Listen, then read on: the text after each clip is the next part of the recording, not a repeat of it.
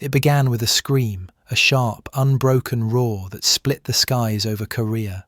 For the first time in history, fighter pilots faced each other not in propeller-driven warbirds, but in machines born from the crucible of post-war innovation.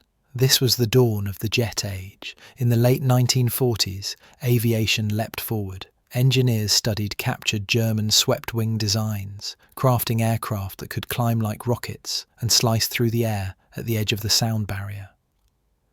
The F-86 Sabre embodied America's hopes, the MiG-15 the Soviet Union's answer. When war erupted in Korea, these two predators met in the thin, freezing air above the Yalu River. Here, the battle for air supremacy would shape the future of aerial combat and define the very limits of man and machine. And the stage for their legendary duels was set in a place so feared, its very name carried a chill. It was a strip of sky with no borders, only danger. MiG Alley, a chilling nickname whispered among pilots, stretched along the Yalu River at the Korean-Chinese border. Below lay frozen valleys and jagged peaks. Above, a killing ground where life expectancy could be measured in seconds. Here, American Sabres and Soviet-built MiG-15s clashed in a brutal dance of speed and steel. Temperatures plunged so low that frostbite struck in minutes, yet the air burned with tracer fire. Pilots flew, knowing a single mistake could end not just their mission, but their lives. MiG Alley was more than a battlefield. It was a proving ground. Every encounter tested skill, nerve, and the will to survive. Victories were fleeting, losses permanent. And to understand why these duels were so fierce, we must first meet the two machines that turned the skies into a crucible. The F-86 Sabre was elegance and lethality combined, a sleek, swept-wing hunter powered by the General Electric J-47 turbojet. Its revolutionary flying tail gave unmatched control at high speeds, letting pilots push past the edge of the sound barrier with confidence. It was stable, smooth, and forgiving in the hands of the skilled. Its rival, the MiG-15, was raw power. Designed for speed and climb, it could soar to altitudes beyond the Sabre's reach, armed with heavy 23mm and 37mm cannons that could shred a target with a single burst. Soviet pilots and their Chinese and North Korean allies made it a terrifying opponent. Yet each aircraft had its weaknesses. The Sabre lacked the MiG's climb rate. The MiG faltered in high-speed dives and turns. The planes were evenly matched, but the way they were flown could tip the balance of life and death. Every dogfight was a chess match played at 600 miles per hour. Sabre pilots relied on boom and zoom, diving from above, striking, then climbing away before the MiG could react. MiG pilots favoured tight-turning battles, trying to lure their foes into a low-speed fight, where their climb rate and cannons gave the advantage. Altitude was life. Radar and wing loading shaped every move. Pilots studied their enemies' habits, anticipating manoeuvres before they happened. One miscalculated turn, one moment of overconfidence, and the hunter became the hunted.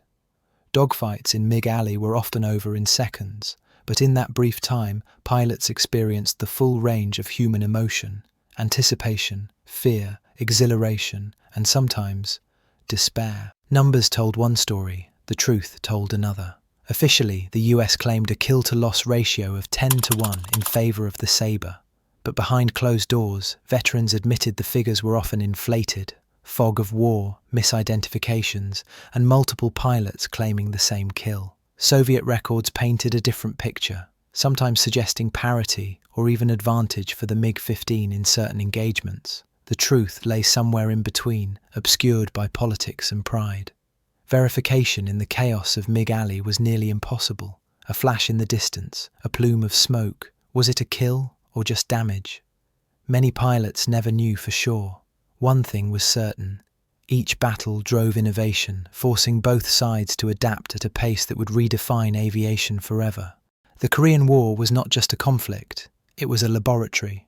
Every dogfight revealed weaknesses. Every loss demanded improvements. The Sabre received upgraded engines, better gun sights, and improved aerodynamics. The MiG evolved too, with refined designs that would influence Soviet fighters for decades. Jet combat training changed overnight. Pilots now learned energy management, high-G maneuvering, and missile-era tactics years before missiles became standard. Lessons from Korea rippled into every air force that studied the war. From cockpit layouts to ejection seats, survival odds improved because of what was learned in MiG Alley. And as the Cold War deepened, the lessons of Korea would ripple far beyond its icy valleys. The Sabre and MiG-15 were more than machines, they were symbols.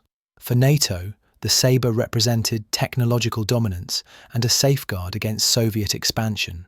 For the Warsaw Pact, the MiG proved that Soviet engineering could match and sometimes surpass the West.